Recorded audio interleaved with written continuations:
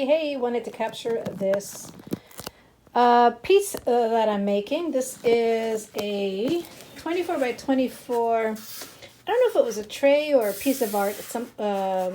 Originally, you know, to hang on the wall. It had a kind of, you know, picture burned into it. Well, I guess it wouldn't be burned into it. No, well, it was. It was kind of like this weird burn, like old tree, very kind of witchy looking. And I liked it. It was this dark brown and black. And so I decided to grab it for a repurposing. So it's a 24 by 24, and then I just gessoed it. I sanded it and then gessoed it. And yes, as you can see, it's on the spinner.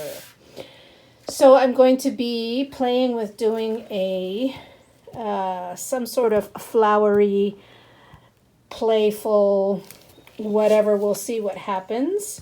And I'm doing a black base. This stuff, actually, I found this black. It's a Sherwin-Williams unicorn black, which I just love that juxtaposition of a name. Unicorn black. So cool. But it was like pudding, so I did put some GAC 800 in this and a little bit of water just to get it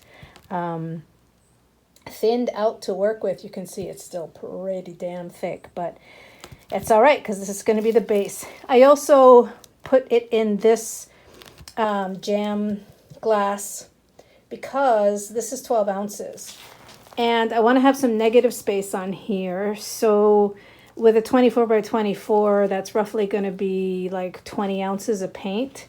So between 12 here and then my other colors, I'm hoping, because this is not something that you can tilt because of the edge, so that I can, you know, put it in the center and spread it out. And then if I need to, fill out the rest. So I'm a little bit, you know, I'm going a little skimpy on the ounces here for the base, so that hopefully I can add some paint on the outside if need be, because I can't tilt anything off of this because of the rim. The rim I just left gessoed like that because I may, you know, I'll just be painting it, or I'll do something else with it, maybe glitter or something fun and funky. This piece is, you know, who knows, however it turns out, but maybe it'll be a tray, or maybe it'll be something to put on the wall. So let me show you the colors. So I've got a bunch of colors here mixed up. I have a lot of this palette that I'm doing for a client,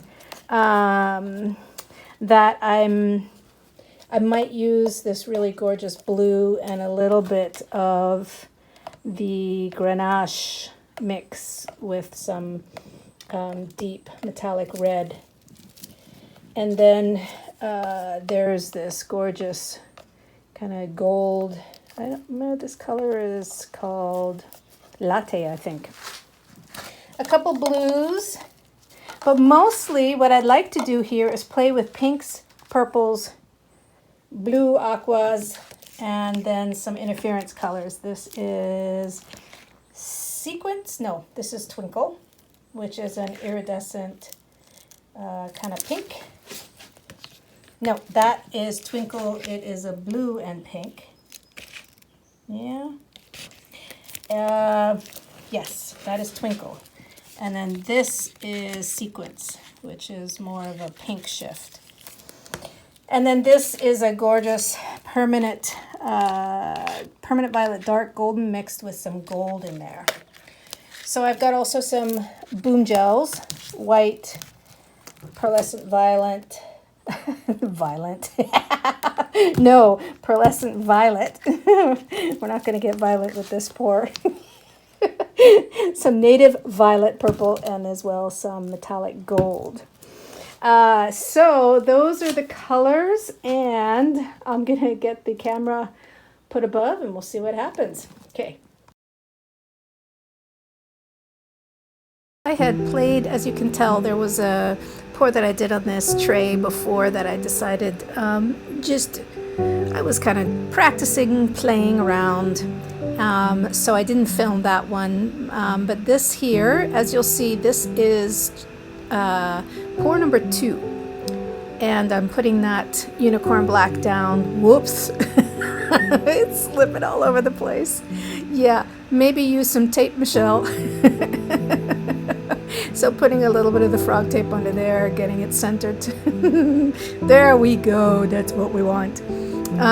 Sometimes actually when things are a little wonky, I don't mind, because it adds an interesting unexpectedness to where your paints end up traveling. So I spread this one out a little bit. Again, as I was sharing in the colors, there's only so much.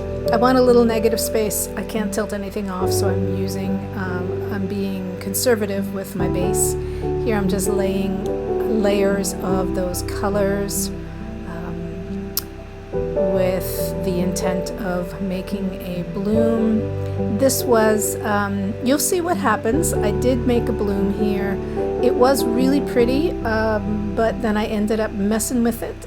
And, the final result, I would say, humble, it was really worth it. This piece turned out, I really, really love it. And, but sometimes the flow's happening in blooms, and sometimes, you just gotta kind of find your technique of the day that you find you're just moving with, flowing with effortlessly. And just like anything in life, you can't push it or force it. If a technique is just not your jam, or is not, doesn't feel good, or is just kind of clunky, then maybe it's not the technique for you to be playing with in that moment. So as you can see here, I'm using the blow dryer, kind of spreading out those petals. And you can't quite see, again, sorry, that when you're above, and I don't know how to zoom in yet with my little fancy dancy, what is that thing called? A remote. But you can see here, I'm just trying to spread this out, because even though I'm conservative with the paint, yep, and there she goes. That was let's do that one again. But I was conservative with the paint because you don't want this to get too thick. It needs to be the right thickness or thinness so that it doesn't crack when it dries. So clearing that one off, you can see there's a little wonk on my spinner. And let's go again. So this is try number 3. So using the spin with the spatula to spread it out. You can tell in my paint, because I did at this point recycle the scrape that I had done for the last 2 pours. You can see there's a little bit of a metallic pinkish purplish hue to it. So added some fun metallic zing-a-bling-bling with the scrapes of the other paints. So here I'm just getting messy. Instead of doing like a layered pile, I'm doing now a swipe. Spreading it out a little bit. Looks like a big paint splat. Basically is a spun paint splat. So now I'm using some of the Amsterdam, Amsterdam white and black with the US Floetrol, and playing around with a swipe, using the straw to be able to activate some of the areas. The activation actually comes from friction. It is because of the Australian Floetrol, because of the different chemicals in there, and composition, I should say, more than chemicals. But this is something that's really important in fluid art, to remember that your materials and products do make a difference. However, the thing that really makes the biggest difference, and what actually creates cells and layers and lacing and everything, is actually the friction. So that's important to remember, that it's because people can get really focused on using the right products. And products, like I said, I'm kind of repeating myself here, but they are important, but they don't need to be the end-all be-all of your art and of your enjoyment of making your pieces. Because really, when you can practice how you do your friction, your swipes, your tilting, when you get more practice, you begin to stay curious, open, and play with the different effects that you can get because of the element you're using, not necessarily because of the having to rely on a product. So, okay, so back to the painting. Sorry, I will get off my fluid art soapbox now. So you can see I am playing around here with spots that you can kind of see. Sorry, I know it's very fast, but when I lift it up, there are some interesting details in this. But what ended up not working for me actually was the white with the Amsterdam white and the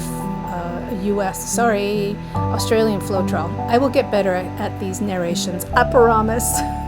It's kind of, you know, it's a funny thing to narrate your own process and artwork, but I'll get used to it. I'll get better. I'll keep practicing, just like in art.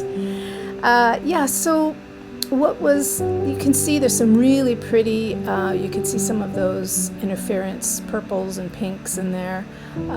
This piece was interesting if you saw it close up. It really was very kind of like a shell, like it reminded me of abalone. But you know what? It just, you gotta work it until you're like, yes, no. And this was a no. Sometimes, I should say actually, not say sometimes, all the time in making art, in creativity, in the creative mindset. And I will say all, even though I don't like all or nothings, but it does take trust. And sometimes, you know, there's that piece where you're like, oh, it's good enough. And then you're like, nah, there's something I just feel something else wants to happen here. So trust yourself. If something feels off, it is off. It's like, sorry to say it, but it's like people. If something feels off with somebody or with yourself, pay attention. So here I ended up now layering. Now these are layering with the house paints. And I'm adding also, you can see there's bottles that I'm using there. That's some of the Boom Gel. So yeah, I'm kind of scraping the bottom of what I have left at this point. So using the black house paint, which actually is the scrapes from the other two pieces as my puddle. And again, that black, it had thinned out through the process here, because it had the other paints mixed into it, but it was really just still too thick. Like I said in the beginning, it was kind of like pudding. So here is the layered ring pour with the house paints. Cruising along. I really love the colors in this one. I could tell that there was going to be some fun intricacies of the colors. And so here, as you can see, I'm trying to get it to the edges without the lip there. You can see like of that blue. I don't want it to roll over on itself because I'm trying to save that really gorgeous blue color there. And now opening up the layers because it stuck to the side, and then just like when you're tilting on a canvas, it stuck to the side, and then I could move it. I'm kind of moving it like circular around the canvas, rolling it. I guess I'm doing kind of a counterclockwise roll to get it to the size, and then to also be able to thin out the layers by bringing it back. So of course you will see the final piece here. I also added a little video that I did on TikTok of the piece when it was resined at the end, because my gosh, the resin really brought out and popped those gorgeous deep metallics and blues and purples at the end. Oh, that was a fun little, you see that it almost looks like a whale tail or like a little blip there, that blue. That just, I felt like it stuck there and then it started moving on that little wave, and then so I just was like, that's cool. Let's let this truly be like a wave, circular wave. I'm sure those exist in nature. So here I was using the straw and the little poker thing to the kebab thing to be able to add just some fun interest in some areas, soften some areas. And then, yeah, here I'm very delicately adding a little bit of the black to the edge because I actually didn't have quite enough, which is better than having too much, because you could like suction it if you wanted to in an area to try to take a little paint off. But again, I was being really careful with this one because I didn't want to have too much paint left on the tray for it to crack. So yeah, I think we're nearing the end of this one. I'm just, I don't know what I'm doing here. Mixing up some more black to try to get to the edges. There we go. Okay, so I'm going to show you a couple pictures of the final piece, and then at the very end will be the resined little TikTok video. Do see that because it just, wow, it popped it big time. So this little piece is turning into a table. It's going to get some nice black metal legs and be used for a little piece of interest as a coffee table. All right, see you at the very end. Bye.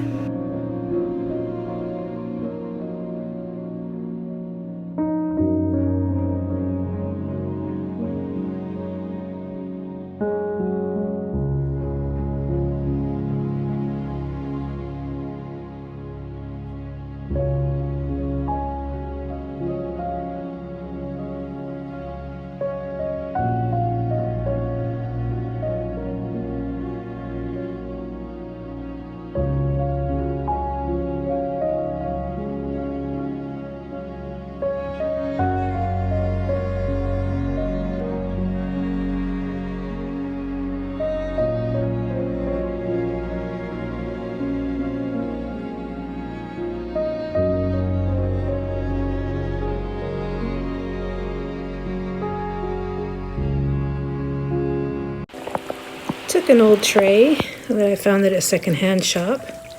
Excuse the reflection, it's got a nice coat of resin on it.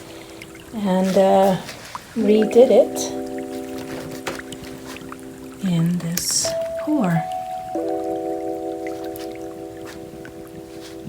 Really loving how the colors turned out. The resin really helps to pop back the bling of the mica in the pigmented colors. Yeah, really loving this little wave right there. Anyway, yeah, that was fun.